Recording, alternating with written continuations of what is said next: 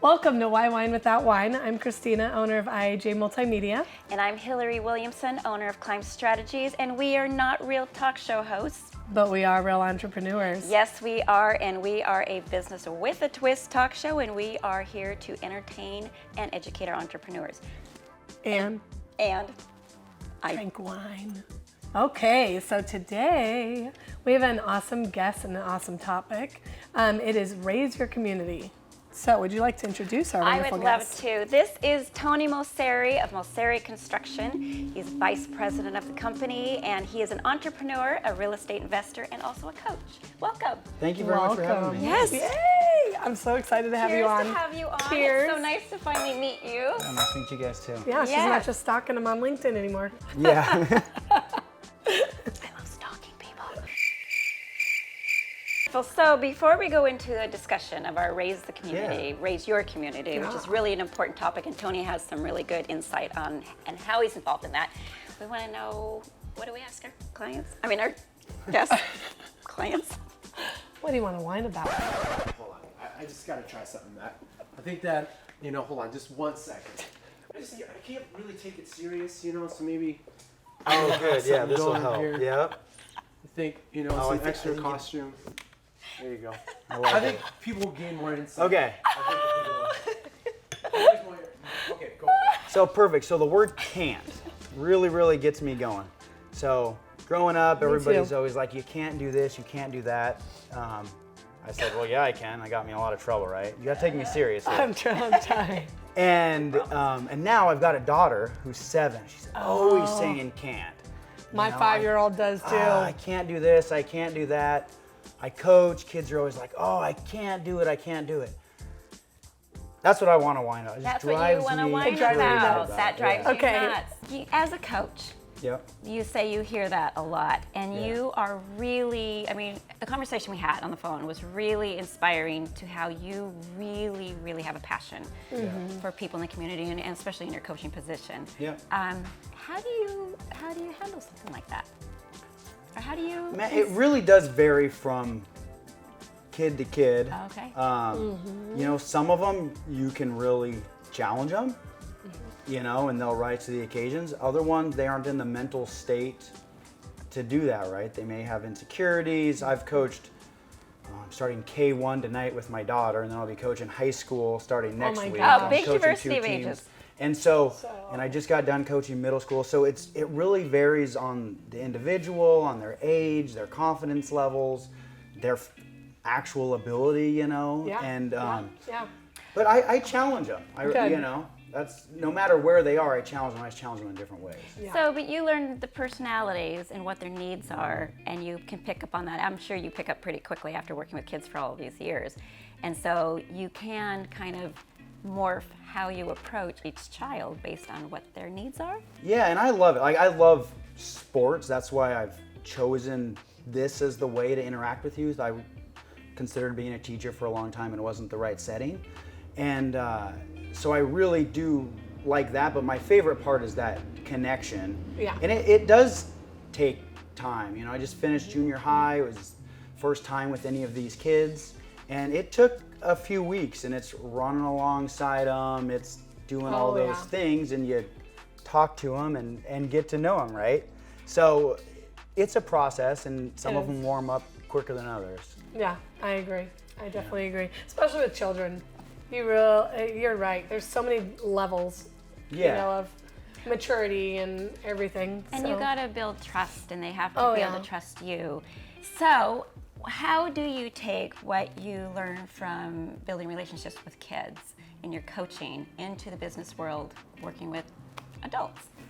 Yeah, I say it's gone both ways, right? I learned a ton from coaching, and I learned a ton from business, just about that human interaction, whether it's customers, people on our team, everybody's going through something, right? And so it's that when you approach, whether it's someone that's working with me or that kid or whatever it is, that something's going on, right? And so you have to approach every interaction with that way. Yeah.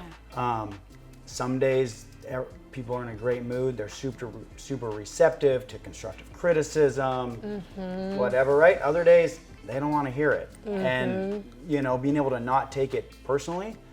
What I love is with adults, you don't always get the truth. Kids, you usually get the truth, right? They're pretty blunt. Yeah, they are. They don't want something if you're not cool, if you're not, and I love that just realness, right? So, and I've definitely taken that team approach to Moceri Construction, to other businesses we've had. We used to have hair salons. It's really that team approach. Even in my real estate investing, it's, you know, I partner with people and it's, you know. Oh, you really have to work with a team as a team when you're partnering with others. Absolutely, so yeah, there's a lot of learning that goes both ways. Oh yeah, I agree. Good one. I love that. So relationships is really, really important to you. And that's with all the community. You know, you can raise your community by, you know, you've got this wonderful connection with so many families out there, and you're just one person, but you're making an impact, and that's really great. So what do you do when a child that you're coaching is not getting what their soul needs or what they need at home? Yeah, that is a hard question, and that's one of the things that you see, and on varying levels, right? Like if you see something really bad, you have to report it. But usually that's not the case. Usually it's maybe their parents just work a lot, maybe they're not both at home, maybe who knows, right? And it's just being that person that hopefully they can come to, they can trust, that they know that there's somebody out there that cares, and that sort of thing. So I don't have some secret sauce, you know, not Mary Poppins or something, right? It's really a lot of Disney going on in my, a lot of Disney in my household with the 7-year-old, you know. I love Mary Poppins. But yeah, it's really that, just relating to them, and I always get down on their level until they get taller than me, which happens pretty quickly. But it's just letting them know that you're there.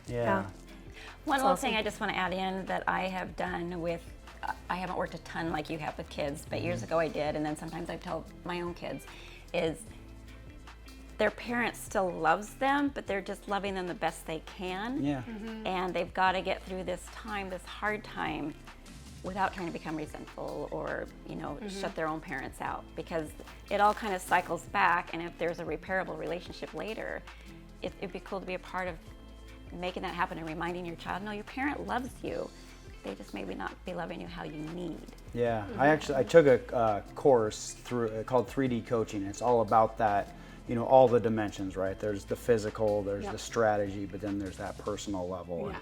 And you know, that it is an important part, but then also a lot of it's just, this is sports, right? It's fun. So it's also just giving them a fun place to be and let out that energy. Just, they don't have to think about anything else.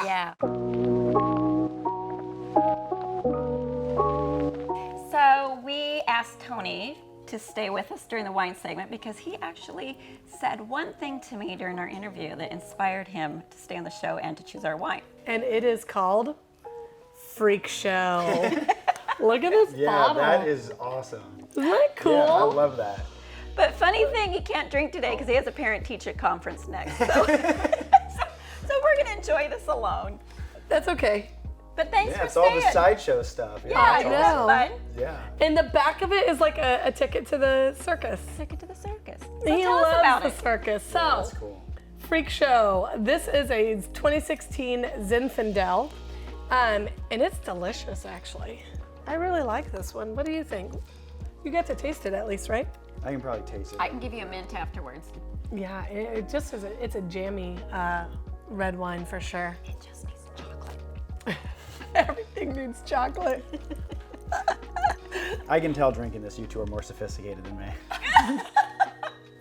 We're trying. We've been learning as we go. I like it. I love it. It's smooth start to finish. Yeah. You can drink this alone or eat it. Eat it with the meal you like to drink. Eat it with the meal. You can drink it with any meal. Any meal. It's one of those ones that if you have it in your home, it strikes up a conversation. Yes. And also, when you hand it to your guests, they don't feel like they need to have something to eat first. Yeah, no. And the bottle speaks for itself. It's fun. I love the collection we're getting. I love this. Well, thank you so much for joining us. Thank you very on much this for having segment. me. I Sticking appreciate around was it. wonderful. Yeah. So cheers. Yeah, cheers. Thanks a lot. This is pretty neat, you guys. Thank you. Okay, now on to the book segment. Anne, do you want to go ahead and introduce this wonderful book? I would love to. This book is called The Go-Giver by Bob Burg and John David Mann. This is not a how-to book for entrepreneurs. This is a story with business involved. And it's a great book for people to kind of rethink how they want to make money. And it talks about the 5 laws of stratospheric success. If I say that properly, I will give it a curl. She did it well. Thank you. And I'm just going to run down really quick the 5 laws, and then Christina's going to give you a favorite quote. But each chapter has one of the laws it talks about. It's the law, number 1, of value. Give more in value than what you take in payment. Law number 2, compensation. Income is determined by how many people you serve and how well you serve them. Number 3, influence. Your influence is determined by how abundantly you place other people's interests first. Number 4, authenticity. The most valuable gift you have is to offer yourself. We had an episode about that. We did, yes, Yes, thank we you. did. And number 5 is receptivity. The key to effective giving is to stay open to receiving. That's a good key because we can sometimes like shut people out and just want to give and not receive, but it goes both ways. Yes, it does. Yes. So what do you think? So I had this, there was a cool little story, and actually one of the characters in the book, he learns the law of compensation, and he goes to work, he goes around and he gives everybody a cup of coffee in the entire office. And Rachel's coffee. yes, Rachel's coffee, not just any coffee. Read the book. Read the book, but it was Rachel's coffee, so it's like high quality. Anyways, he gives out Rachel's coffee to every person, even people he didn't know, people he knew well, people that he's only seen in, just passing. And then when somebody in his office asked him how did that feel, he said that he actually felt really awkward, and it was strange. And the other character, Gus, laughed again, then leaned forward and said, "Sometimes you feel foolish, even look foolish, but you do the thing anyway." Yes. Do it. Do it anyways. And the cool part, bottom line about this book, it really makes you rethink how you chase after success.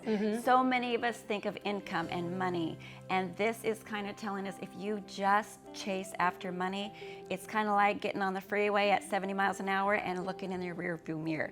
That doesn't make sense because you have to read the book to find out why it does make sense. But anyways, this is really a good book about how to become a giving person beyond what you ask for in income with your job, and you get so much in return. So much more in return, and it doesn't always have to be money that you get in return, so. Exactly. Yeah.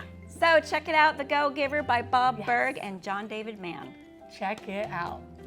Thank you so much for joining us. We are Why Wine Without Wine, business talk show with a twist.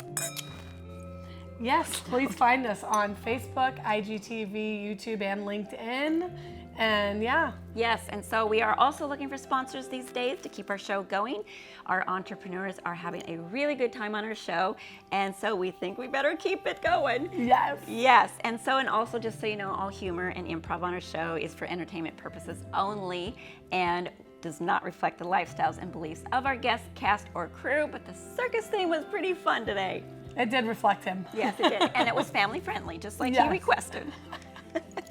So we wish you luck, all you crazy entrepreneurs. And just embrace that you are. Cheers, boo.